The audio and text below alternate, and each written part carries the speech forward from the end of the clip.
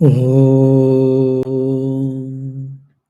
Asato Ma Sadgamaya Tamaso Ma Jyotirgamaya Mrityorma Amrutangamaya Om Shanti Shanti Shanti Harihi Om.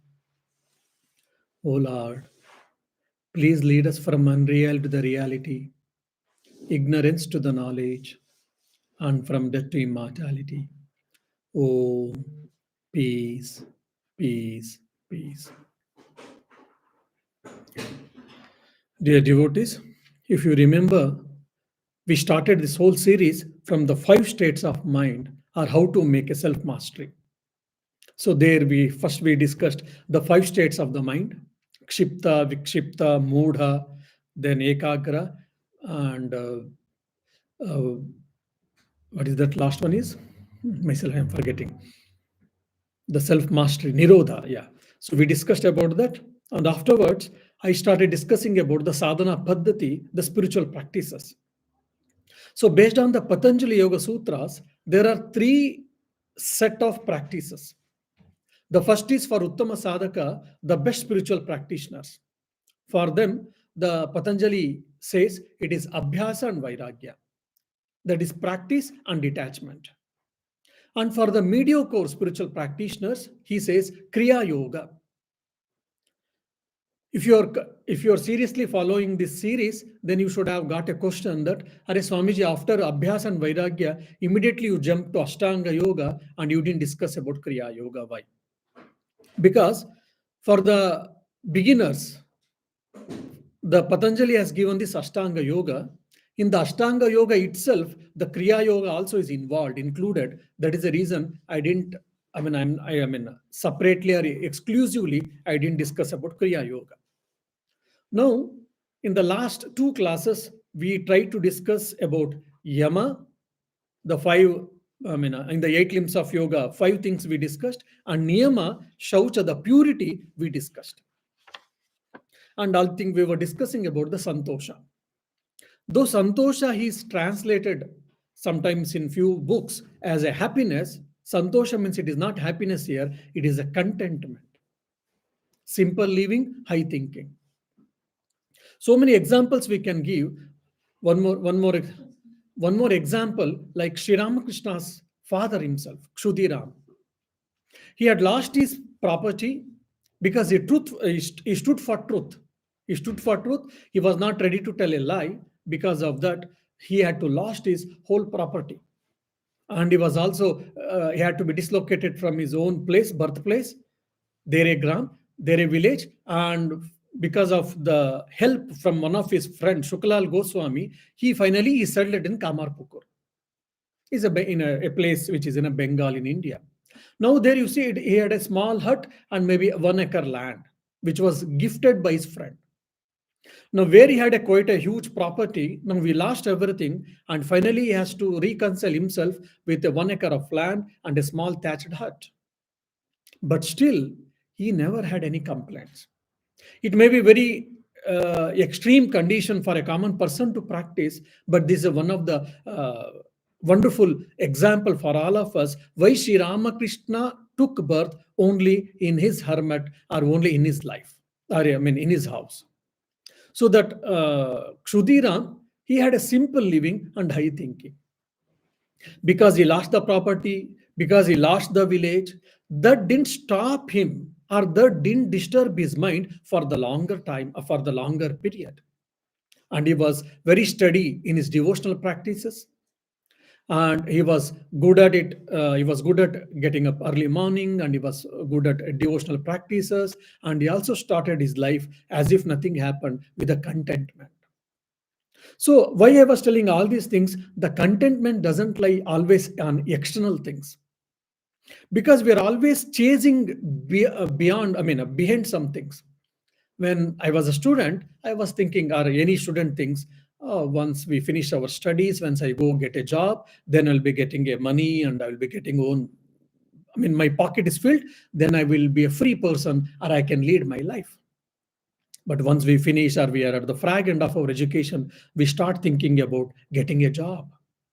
Oh God, if I get a good job, then I think I'll be happy. My life is settled. Then, when I get a job, I understand in due course of time, the student life was golden life. We might have heard all these statements, but somehow we missed the train.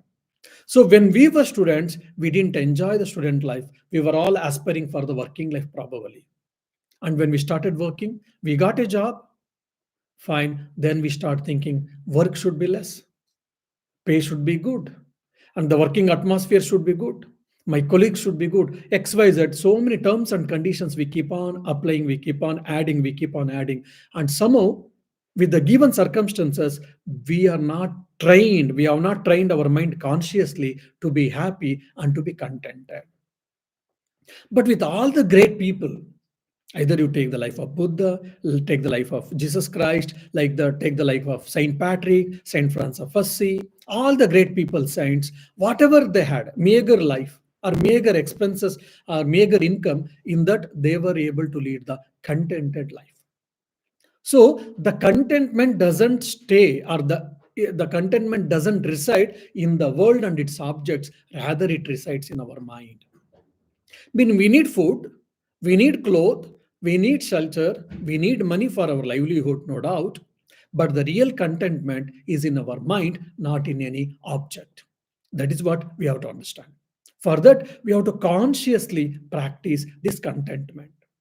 Why? Because our mind is hardwired expecting the happiness or expecting the contentment either in the people or in the things or in the situations. That's why there's a beautiful saying: we suffer not from the lack of necessities, but from our wants, our desires, our greed. Basic necessities are taken care. If so, then why can't I be happy? Why can't I be contented? That should not stop me to earn more money, or that should not stop me to what do you say, go forward in my life to become a better person. Or say, for example, I joined as an employee, so I can go as a manager and I can be a director or assistant directors. That should not stop, no doubt. But while doing all these things, one can have the contented life with the practice. And this is the essential value according to the Patanjali's in the Patanjali Sutras Ashtanga Yoga. And very interestingly, if you see, in India, always they tried or they showed to the society or to the world how one can live simple life with very few things. With very minimal things, how one can live the happiest life, we can see very clearly in India. I think Megasthenes, Roman ambassador from the Rome, or a Greek ambassador, he went to Magad kingdom in India. And he went and he met Chandragupta Maurya. Chandragupta Maurya was sitting in a throne, golden throne, with all the paraphernalia and a palace and the king's chamber, all these things. So that Megasthenes was mesmerized by seeing the beauty and the gold and the riches and all. And it was a known fact for everyone that Chandragupta's guru, the teacher, is Chanakya. And Chanakya actually prepared or he trained or tuned the Chandragupta Maurya, and that's how the Maurya dynasty came into existence with a huge empire. And the Megasthenes was also interested to see Chanakya, was also interested to meet Chanakya. So after meeting Chandragupta and after discussing all the political things or the responsibilities, then this Megasthenes said, "My dear, if you don't mind, I would like to meet your guru teacher, that is Chanakya."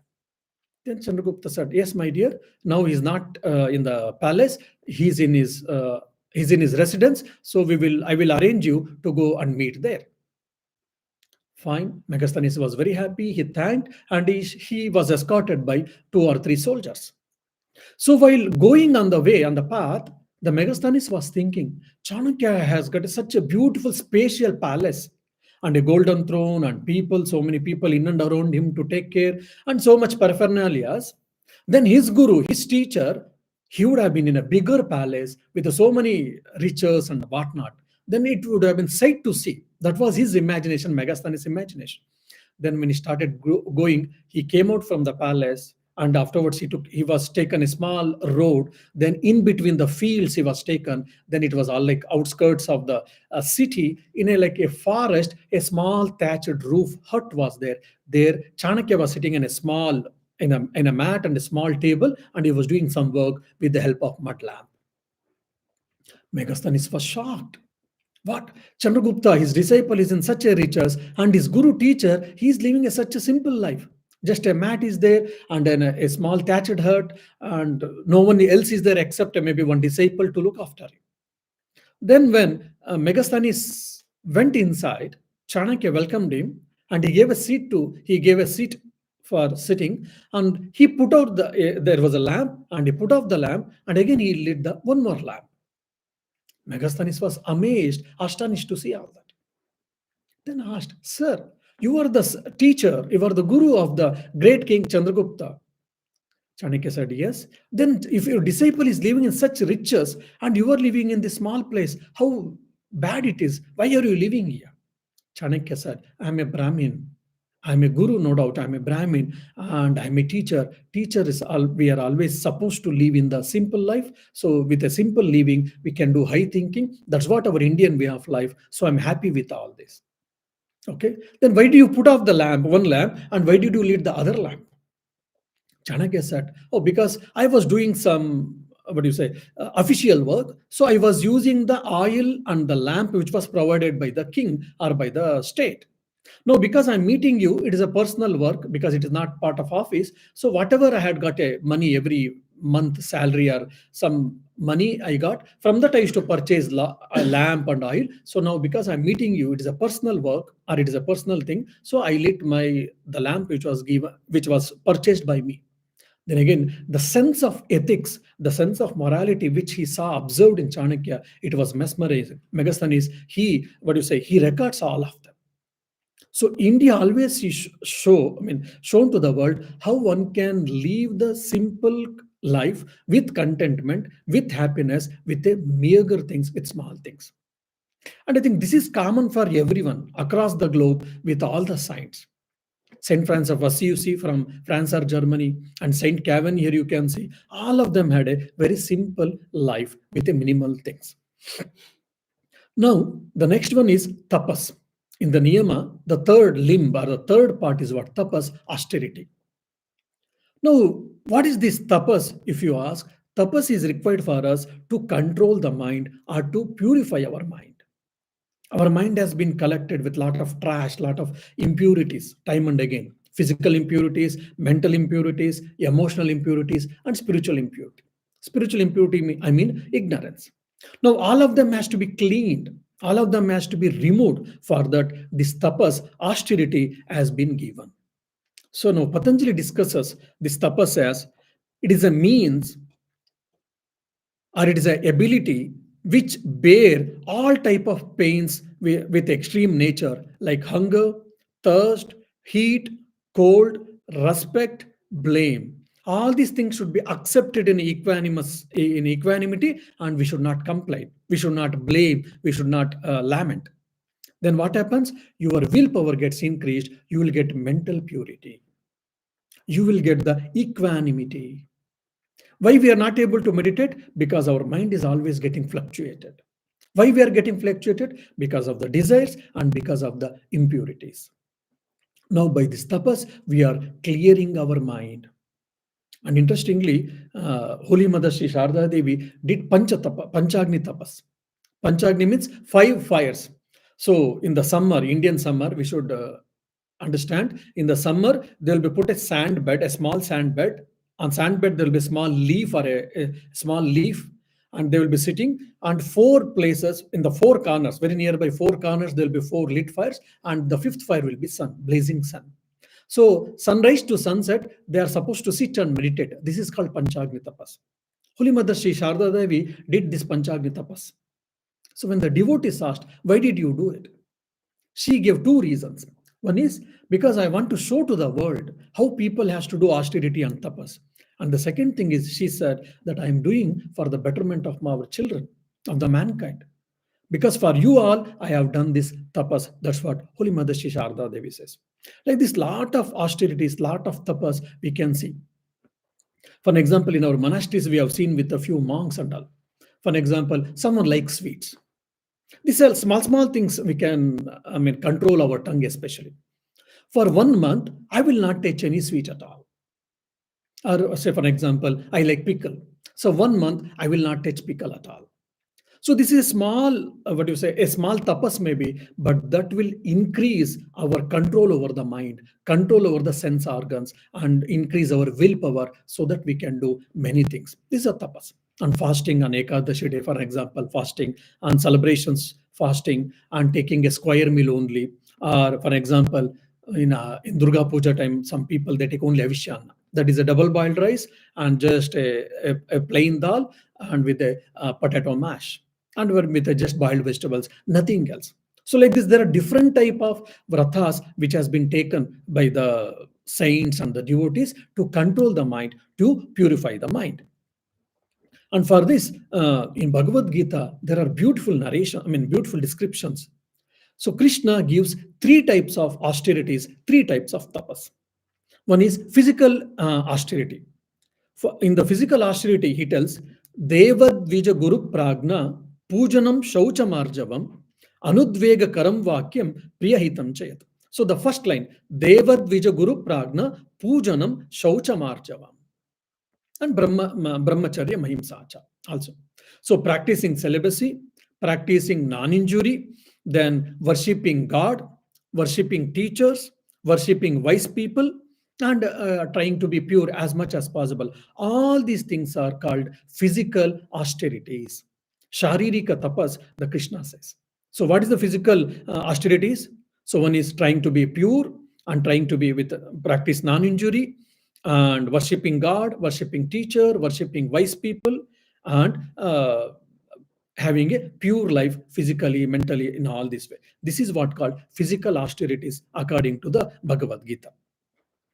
Now, the mental austerity tells very clearly, Anudvega karam vakyam priyahitam chayat swadhyayabhyasanam chaiva vangmayam tapa uchyate. What is the mental austerity? Manasika tapas, he says. Anudvega karam vakyam. So by talking, it disturbs people's mind. It is not unnecessary, and unnecessarily, voluntarily, we may use some words which disturbs people's mind. So such type of talk, such type of statements, we should try to control. Anudvega karam vakyam. Priyahitam chet. And as much as possible, we should speak kind words, we should speak good words. So one side we should speak good words, other side we should not speak unnecessarily the words which disturbs others' mind or feelings or emotions. Then swadhyaya abhyasanam chaiva. And also we should, as much as possible, we should study some good books, holy books, scriptures. Then controlling the tongue. Controlling the tongue here means controlling the speech. It is not that we should be keep always silence. No. Whenever is required, how much ever is required, we should only in a regulated way, we should speak. Most of us, we keep on blabbering and unnecessary. Lot of our prana shakti, vital energy gets wasted. With that type of too much talking nature, we cannot control our mind, we cannot practice meditation, our energy get dissipated, and easily we get tired. So that's why in Bhagavata they says, Yogasya Pratamadvaram Vang Nirodhanam. The first step of yoga, that is spiritual practice, is controlling tongue. Here, controlling tongue is two things we can say. One is controlling speech, the other is controlling the taste or controlling the food. So this is what the mental austerities. The one more is mana prasada saumyatmam maunavatma vinigraha bhava samshuddhi rityetat tapo manasa uchyate. It's been extended again. So as much as possible, we should try to maintain the calmness, composed nature. Saumyatva, pleasant appearance. Then mauna, practicing, I'm not practicing silence, observing silence. Now, practicing silence and observing silence, there's a difference. So observe silence, they say. Then bhava samshuddhi, purity of emotions. Our emotions, feelings should be pure. So these are also called vak tapas and manasa tapas. So when these things are taken care, when these things are practiced to larger extent, then what happens? Our mind gets settled and our mind gets purified. Then we become fit to practice meditation. We become fit to practice concentration. So probably when we are hearing Yama and Niyama, it becomes too difficult, Herculean task for many of us. But until otherwise, we don't practice any of these things. So Patanjali is very clear that forget about meditation, forget about concentration of the mind. You may get partially once in a while, but if you want to have a steady, constant concentration, then you have to practice Yama and Niyama. There is no alternative. Then the one more part of niyama is what? Swadhyaya. Swadhyaya means study, self-study. There's an interesting story which is in an ancient, I think in one of the maybe Ramayana, Mahabharata. This story goes. So in the olden days, at the age of 6 or 8, we were taken to Gurukula, because even scientifically that is the time where the semen starts producing. Actually, that is the reason those time the Brahmopadesha, that is Gayatri mantra, was invested for them, and they were taken to Gurukula. So 12 to 14 years, every student has to be kept in residential school. It was in 14 years they were supposed to learn 64 subjects. Now you imagine, in the 14 years, 64 subjects they had to learn and they had to master. And their examination style was very interesting. It is called Shalaka Nyaya. Shalaka means needle. How the exams was there is to be there in the Gurukula. So when the exam is announced, all the students, whoever the exam they are supposed to appear, they were supposed to come and sit. And the acharyas, the teachers or professors used to sit. And the particular book, whichever, I mean, the exam is there in the particular subject, that particular book, which is made of palm leaves, were kept on the table. And the juniors also were used to sit. Among the juniors, one student was randomly called, and he was given with the needle with the thread, and he was asked to leave the needle on the book. And he used to leave the needle and he used to go back and sit. And the tip of the needle, where it ends on the which page, so that page used to be opened, and in that page whatever is being discussed, or whatever the mantra or sutra or the topic, whatever you can say, that was asked instantly. On that exam was asked, I mean, questions used to be asked, and the disciple is supposed to answer properly, then he's passed, otherwise he is not. So how, what do you say, how thorough you should be. There is no multiple choice questions. So one question, four answers. So among them, which is right? Multiple choice question is not there. Or five questions are there. You can answer any two or three.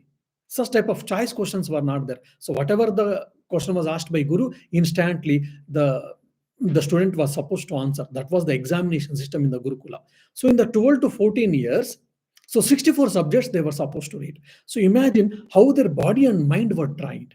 If your body and mind is trained, you can get anything and everything. That's where Swami Vivekananda says, if I take birth again, I will not learn the facts and figures, rather I will learn the art of concentration. Because if I learn the art of concentration, at my will, I can master the subjects, I can master the knowledge, he says.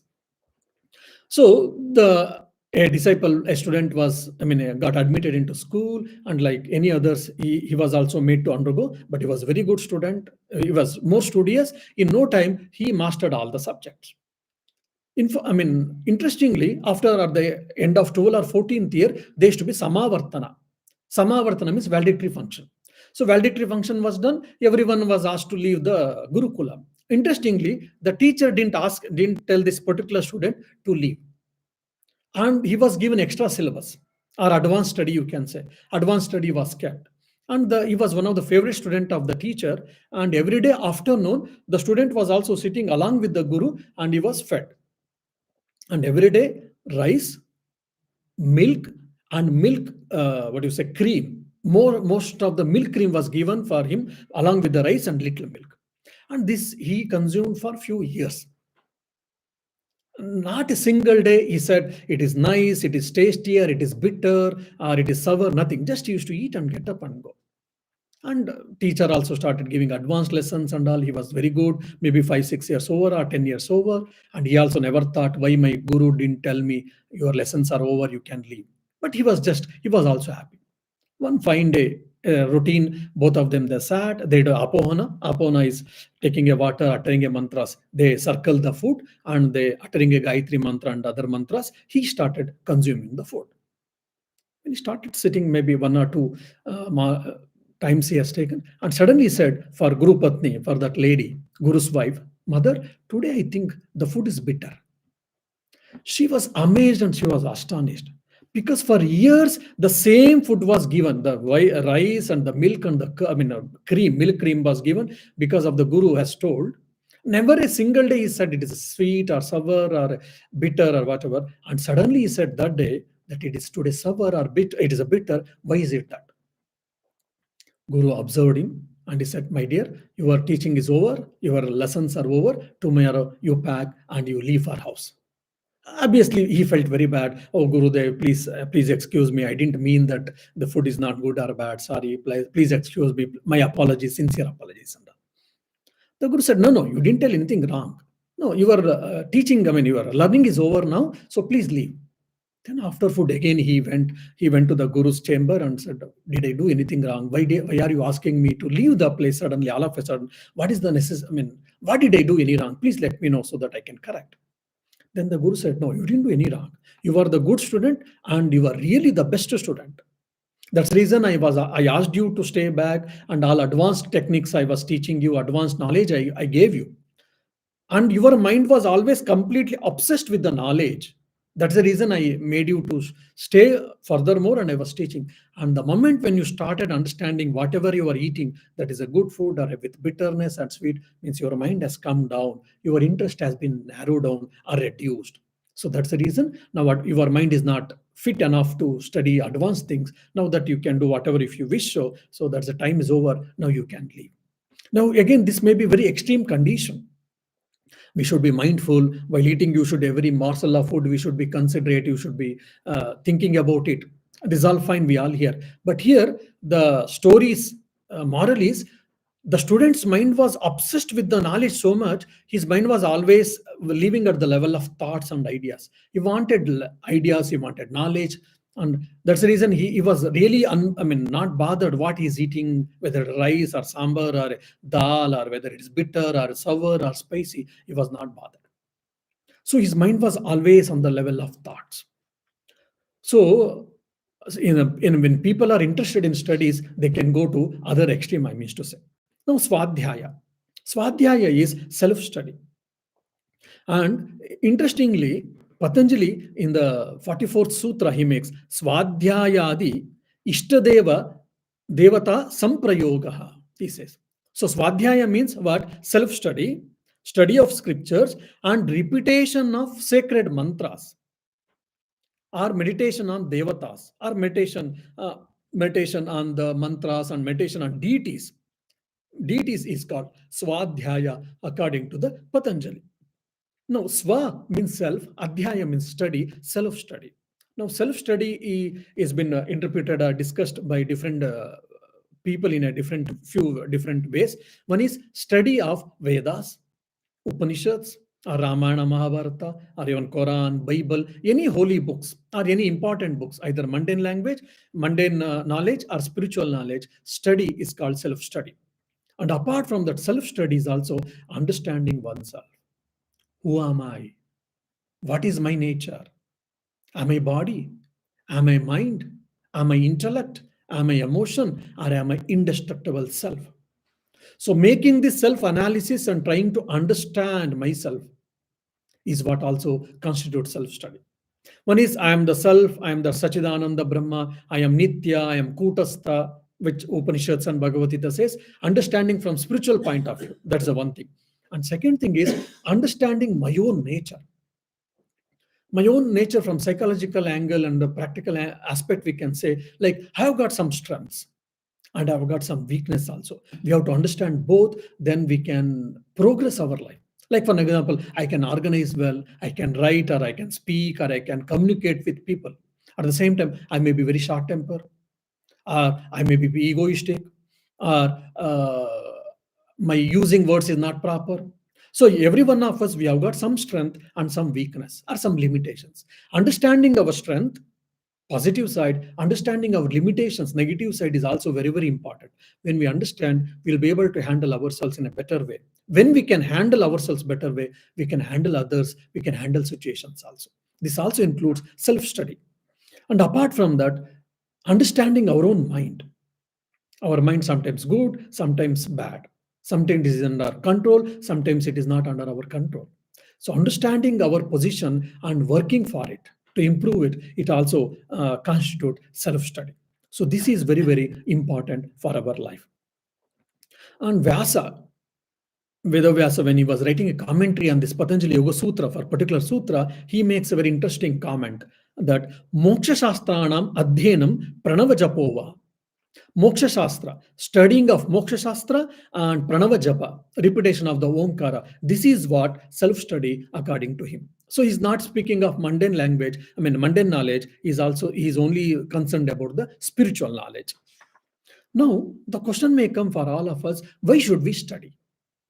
Now, when we study science, when we study mathematics, or when we study maybe trigonometry or whatever, it brings knowledge, it brings our bread, it gives our bread and butter, and it helps for our work.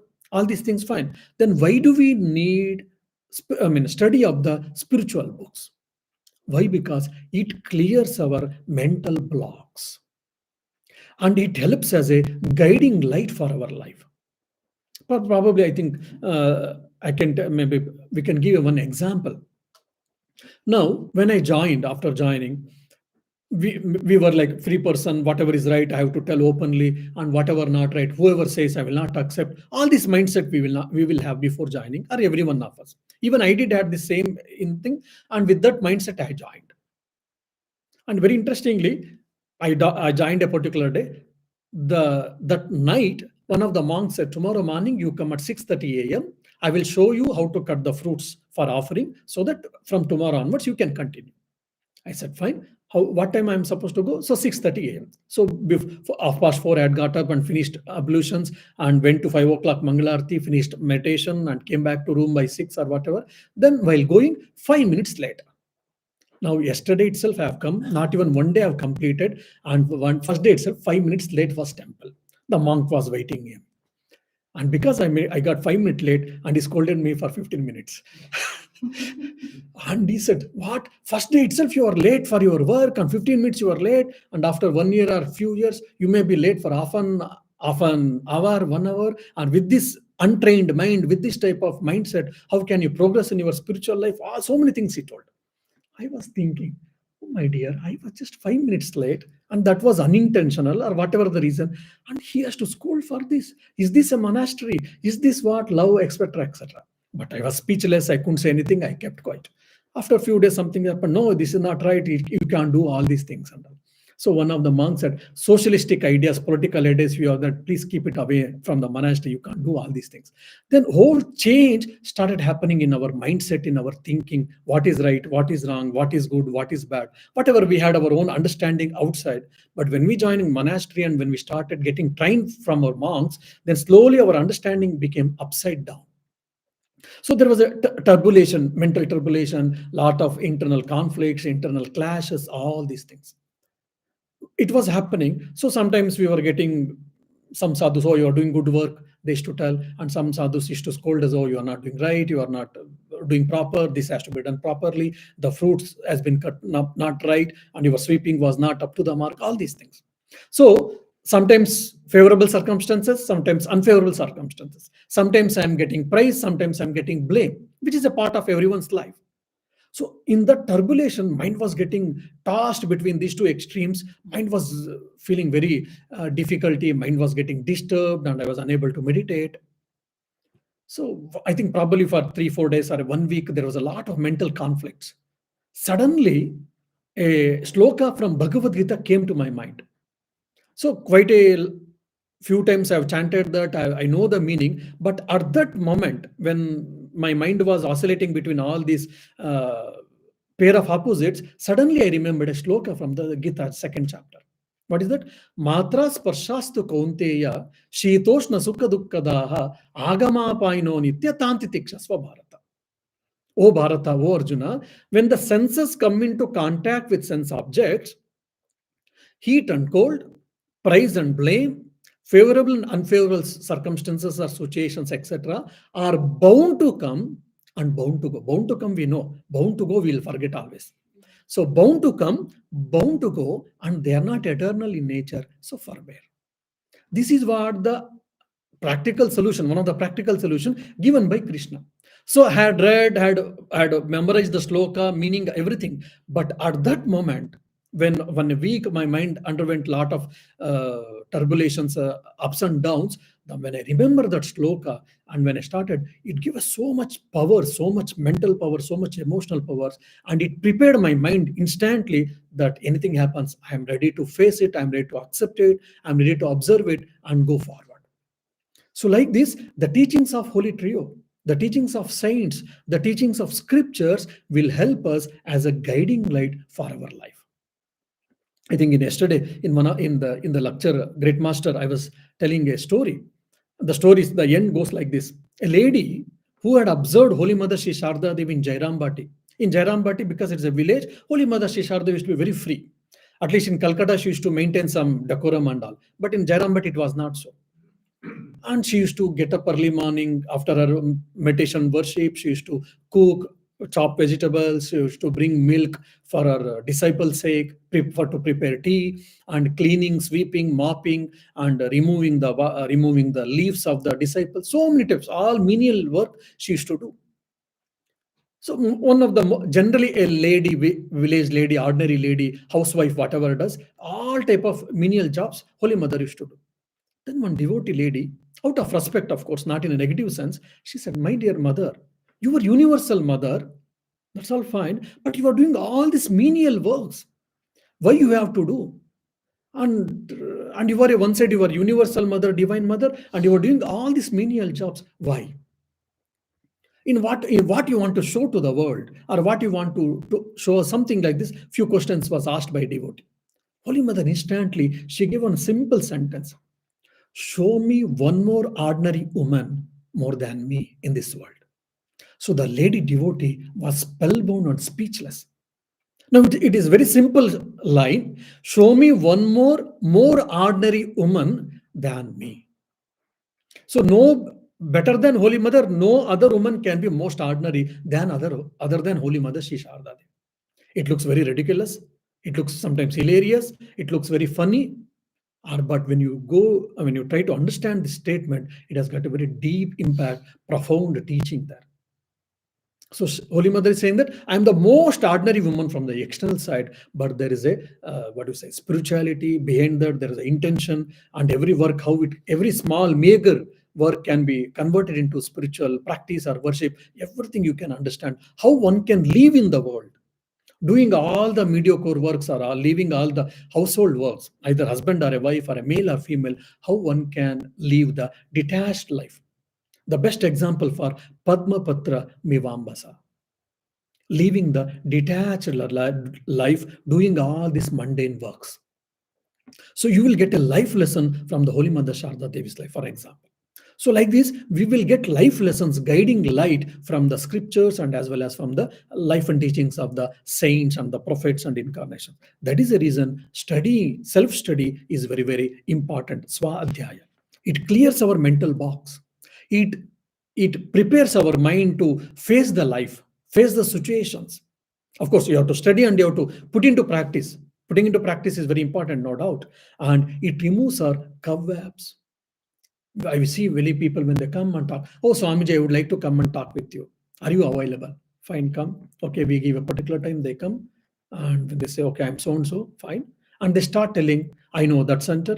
I visited Delhi center. I know that Swami. I visited Belur Math. Have you visited Belur Math?" They ask me very interestingly.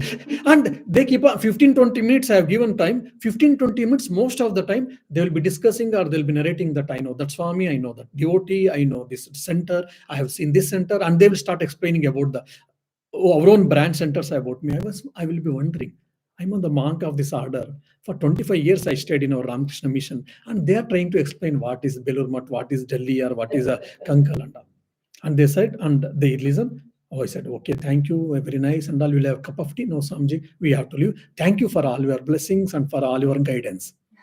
But but interestingly, I have not given a single piece of advice or guidance except hearing. Poor man's life. Sometimes it happens. So why? Because cobwebs. So we are not clear when we go to ashram, when we go to meet some senior people or a monks or the wise people, what we are supposed to ask, what we can get from them, we don't think. So like this, it can be in our life also. So we are near the oasis, we are having near the spring, but we are not making use of it. That's what we see. Sri Ramakrishna said beautifully. He intended to Ishwarchandra Vidyasagar also. When he went to meet Ishwarchandra Vidyasagar, he said, "Look, when there is a high tide, the ships come, no doubt, in the that Hooghly River. But every time you can't expect the big boats or big ships will come. So what does it mean? Sri Ramakrishna is saying that I have come to you, no doubt, make use of it. Take a benefit from that. Every time you don't get this golden chance for you. But Ishwar Chandra Vidyasagar didn't understand. And he was in loss, basically. So these coming to contact with the sadhus, coming to contact with the God, coming to contact with the wise people is the greatest opportunity for all of us. We should make use of it. For that, Swadhyaya helps. Now, Tapas, Swadhyaya, and Ishvara Pranidhana. These are the three limbs which is given traditionally in the Kriya Yoga. In the present day Kriya Yoga form, so a lot of bandhas, pranayama, yogasanas has been included. But traditionally, according to the Patanjali Yoga Sutra, tapas, austerities, swadhyaya, self-study, Ishvara Pranidhana, that is surrendering oneself to God or devotion to God, is the three limbs of Kriya Yoga. Now, and these three are the part of the niyama. Now, the last limb or the last part of niyama is what? Ishvara Pranidhana. Surrendering oneself to God or devotion, practicing devotion to God.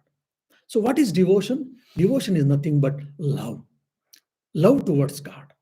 We love our father, we love our mother, we love our children, we love our brothers and sisters, our relatives, our friends.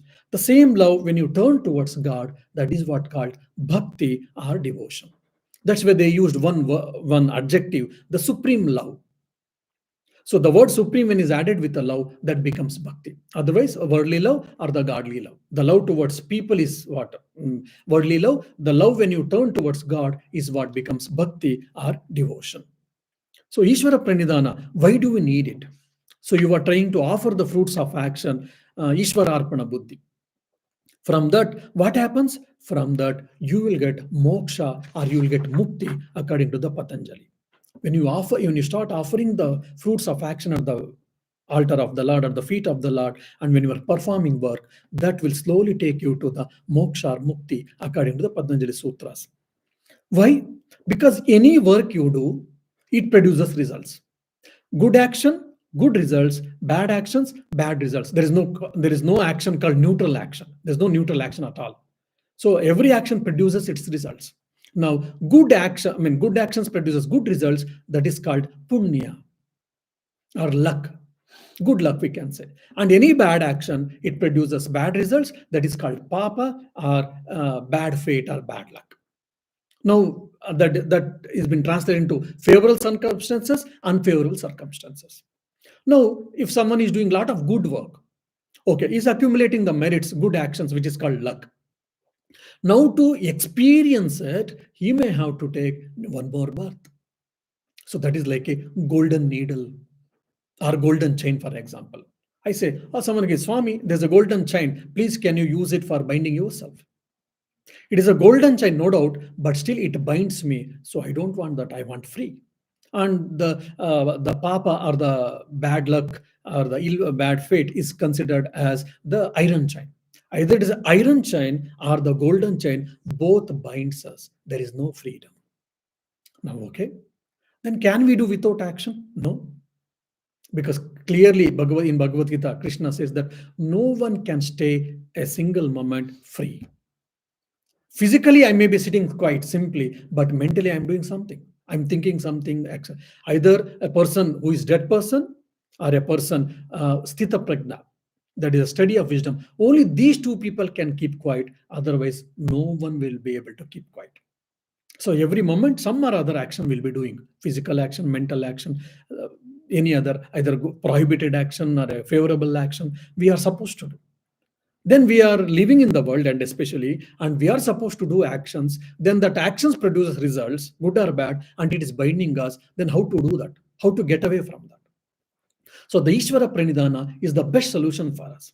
When you perform actions, it produces results. When you offer the results at the altar of the God or at the feet of the Lord, what happens? Then that actions doesn't produce, that doesn't bind me.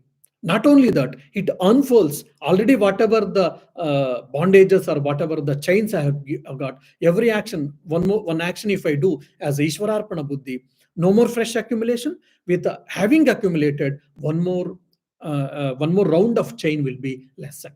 That is the greatness and the significance of this Ishvara Pranidhana. And there's a beautiful sloka. The sloka's meaning goes like this: whatever I do with the desires, means willingly.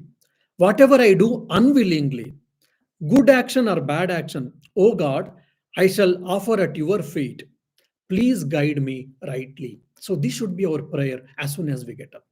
I may be doing some action willingly, some action willingly, unwillingly, or unconsciously I may have done. So all these fruits I'm offering at your feet. I want your lotus feet enough, and I want to be free. I don't need anything else.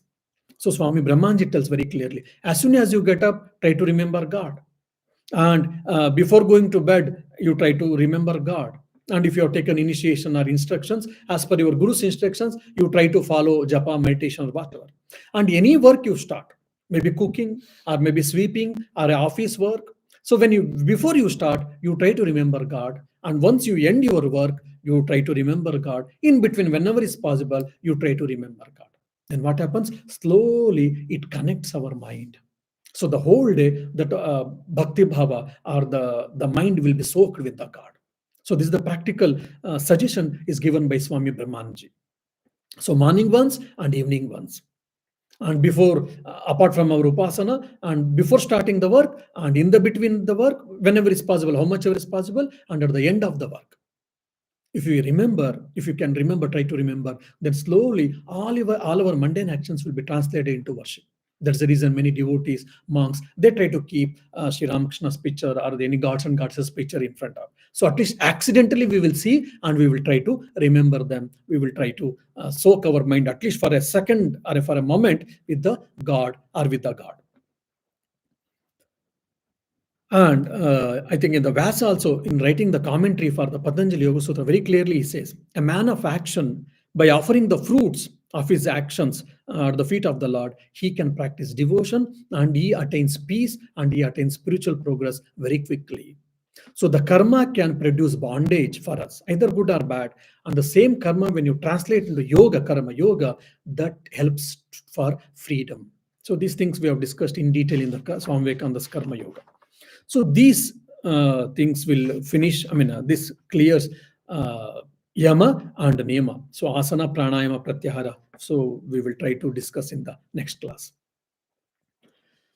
Om Shanti Shanti Shanti. Hari Om Tat Sat.